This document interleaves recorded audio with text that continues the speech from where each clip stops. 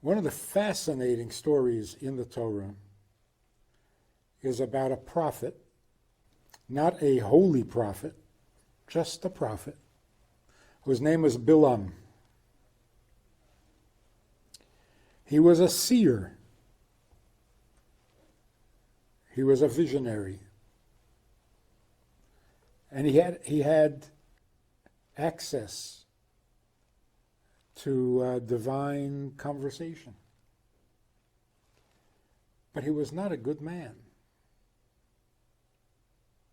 He spoke to God, he saw God, at least he claimed to, but he was not a good man. And that's fascinating because we all assume if you can speak to God and if you can see God, then you would be godly, wouldn't you? Here is somebody who is a visionary, who is a prophet, whose words are quoted in the Torah,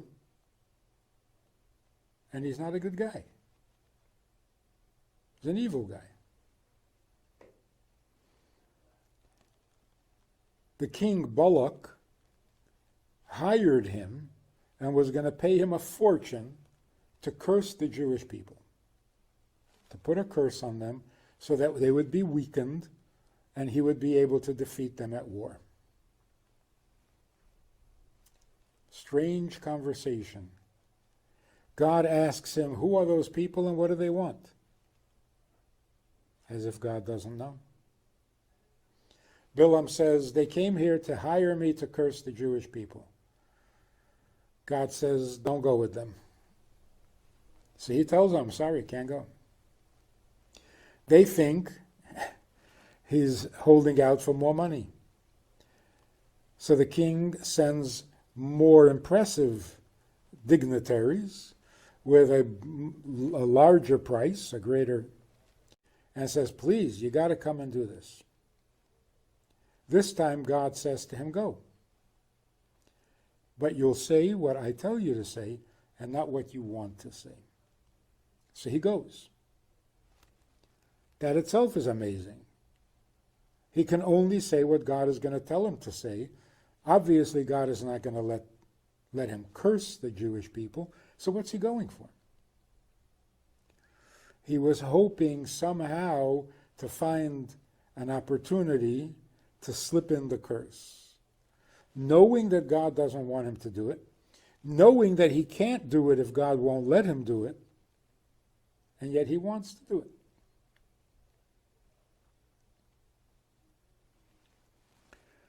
So they go.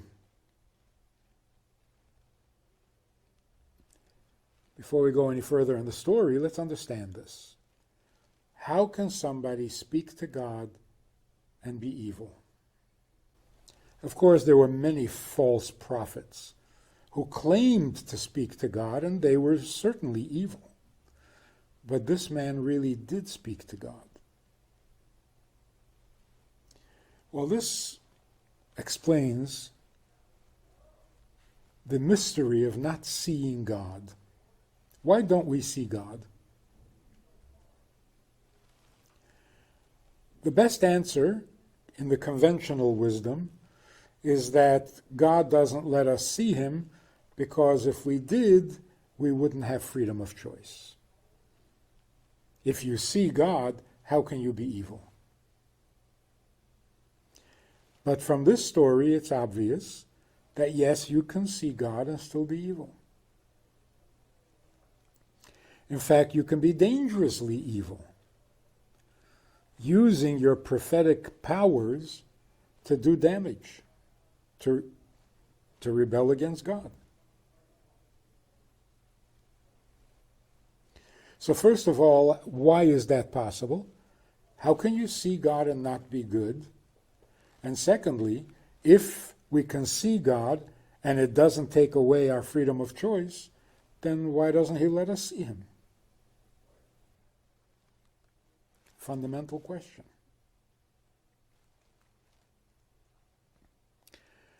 Well, there is seeing and there is seeing. There's a certain excitement that comes from seeing. but it doesn't bring you any closer to what you're seeing. Seeing can be very impersonal, can be very cold. Once you see, you know the facts. Do you care? That's a completely different issue. You don't care about everything you see. So seeing is revealing. He saw things that others did not see, Bilam. But that didn't affect him. He saw God, it was not his God.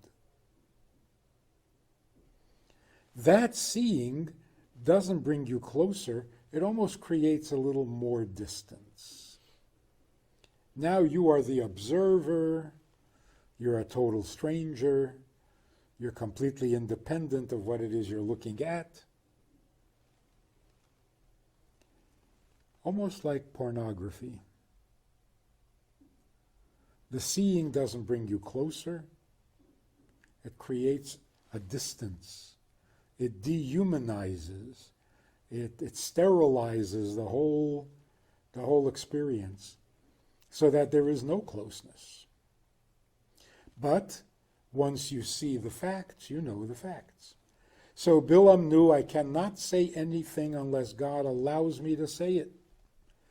And he tells the people who are hiring him, this is it. I cannot promise to say what you want me to say, because I can only say what God will permit. And yet at the same time, he's trying, he's looking for ways to be able to say what God does not permit.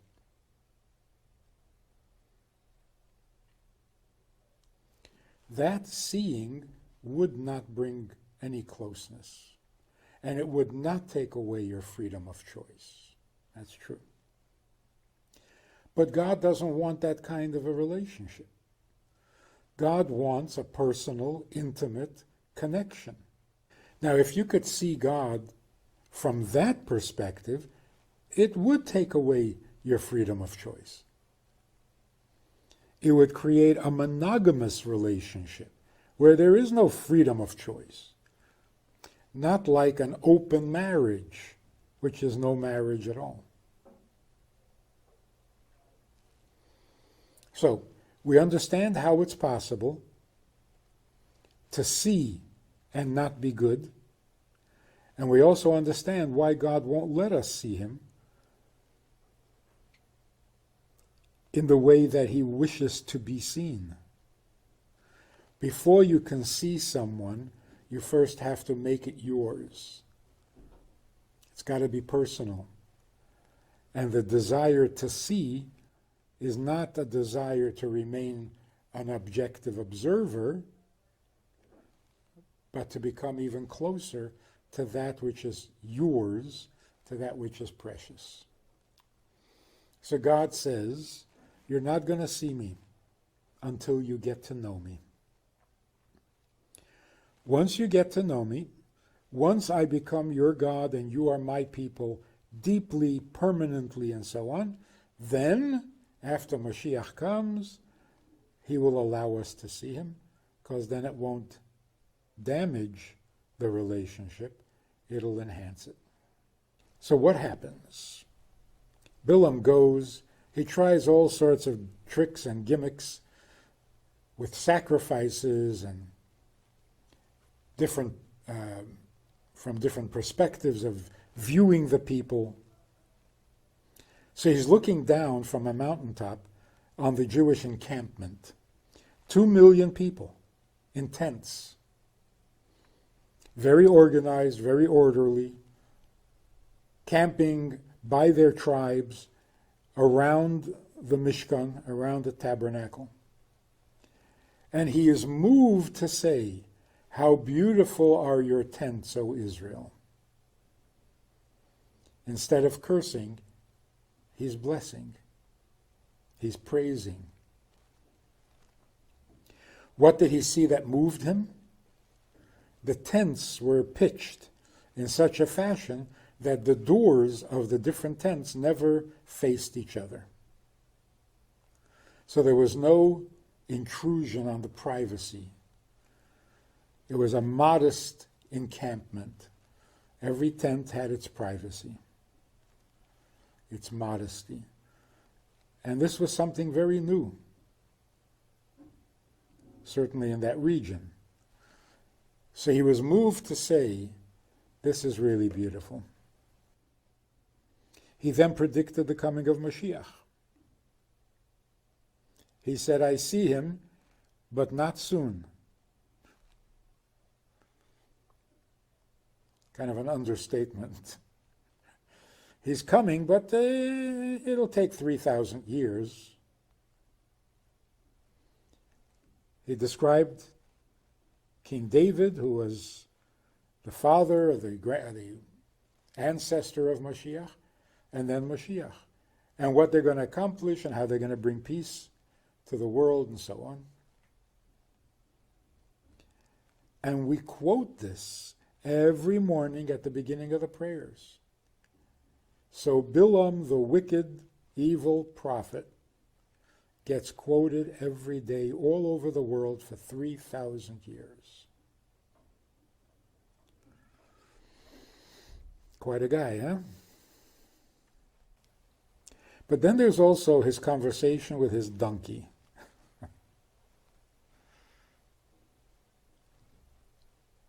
Fantastic. An angel is trying to slow his progress.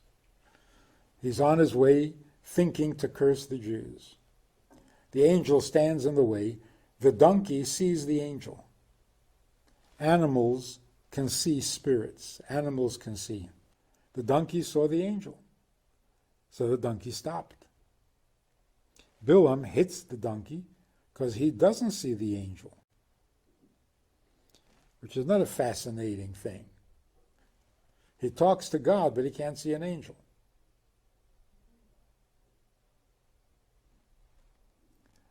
An angel is a holy being. To be able to see an angel, you have to be holy. Even a prophet can see God without seeing the holiness, which also explains why it doesn't make him a better person. He sees God, he knows God is the creator, the master of the universe, the beginning and the end of all things, but he doesn't see anything special, because he isn't special. So the innocent animal can see the angel, but Bilam does not.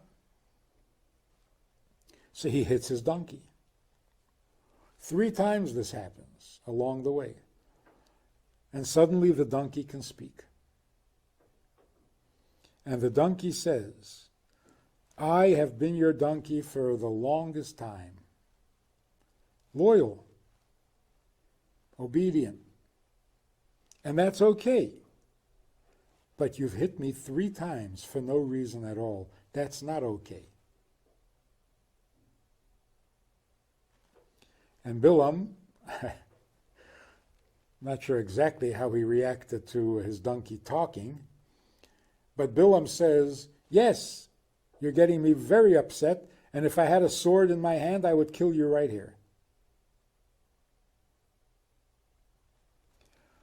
And God is amused by that, because here is a guy who thinks he's going to kill an entire nation of 2 million people with his words, but to kill a donkey, he needs a sword. If you're such a powerful curser, why can't you kill your donkey with words? What's fascinating is that a donkey has a sense of justice. It's okay to be ridden, to be burdened with loads of stuff and carry it for a human being. Donkeys don't object to that, although they say they're not always in the mood. They can be stubborn, but they accept being who they are. Unnecessary hitting This they object to. So what does the Torah tell us about our relationship with animals?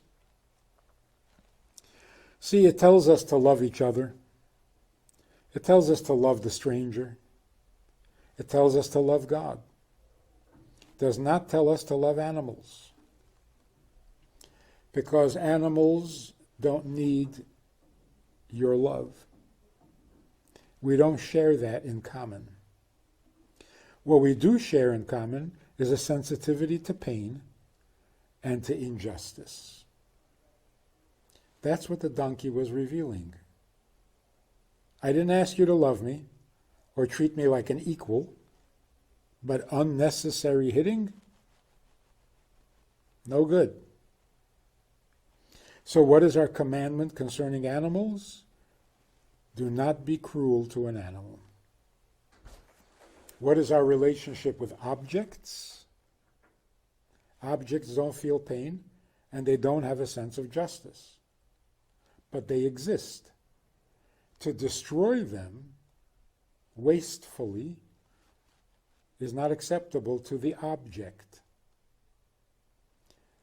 There's a preservation of matter. Things that exist wish to exist.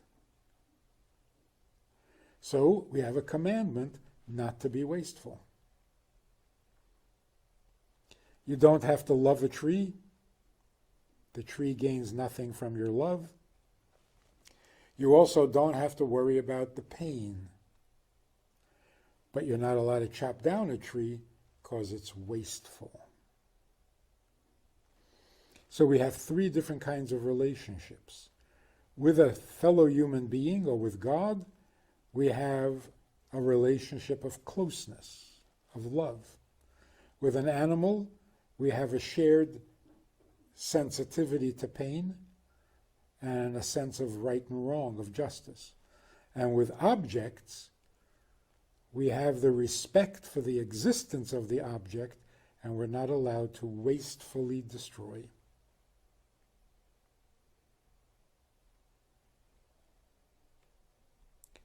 The final thing is, why does Torah tell us the story? Some guy wanted to curse Jews, God didn't let. Why do we need to know this? And it's told in such great detail. Obviously, it's significant and important. The message, as with almost every story in the Torah, the message is God telling us how obsessed he is with us. And he reminds us through later prophets a number of times, remember how I turned Bilam's curses into blessings for you. So to simply not allow him to curse, that's probably happening all the time, and we will never know about it. But in this case, God wanted us to know. Because it wasn't just the prevention of a curse. It was how God turned the curse into blessings. That's a much more uplifting, a much more encouraging thought than the fact that God has to constantly be protecting us. So here God says, he was a prophet, gave him the ability to curse, all because I wanted to transform his curses into blessings. And that's why whenever something happens that doesn't look so good, not good news, we got to know. From what it looks like to what it is, God has made a change. He takes what looks bad and turns it into a blessing. He takes the curses and makes a blessing out of them. That's the story of Bilam, the wicked prophet. We have a Sunday night program for VIPs that you might be interested in. It's informal, it's questions and answers, it's conversation. It's really relaxed, it's really pleasant, enjoyable, informative. and kind of community-like. It's a Sunday night program. There's a Wednesday morning program for the VIPs, and there's a Wednesday night program. All of it just conversation, casual, laid back, unscripted. So join us. Take a look. Click the link below and see which of the three suits you best, and join us for some enjoyable conversation.